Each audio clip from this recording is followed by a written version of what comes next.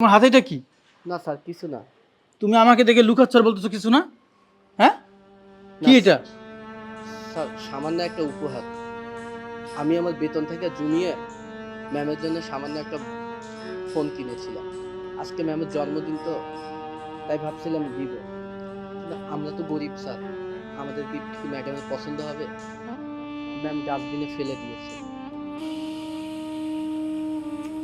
আচ্ছা, তুমি একটা কাজ করো, তুমি এই ফোনটা রাখো তো তোমার কাছে। স্যার আপনার ফোন আমার কাছে। হ্যাঁ, সমস্যা নেই, তুমি রাখো। ঠিক আছে, রাখো।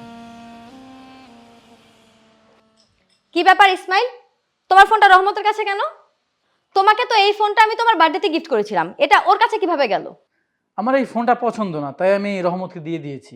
তুমি এটা কি করে করতে পারলে ইসমাইল? তুমি জানো এই ফোনটার সাথে আমার কতটা ইমোশন জড়িয়ে আছে।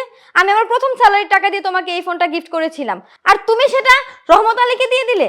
তোমার যদি এই ফোনটা ভালো না লাগতো তাহলে তুমি এই ফোনটা আমাকে ফেরত দিয়ে দিতে পারতে, ঘরে পড়ে থাকতো। তোমার এটা কাজের লোককে দেওয়ার কি দরকার ছিল? কি বললে তুমি? তোমার ইমোশন কাজ করছে? হ্যাঁ, এখন তোমার ইমোশন কাজ করছে? তখন তোমার ইমোশন কোথায় ছিল?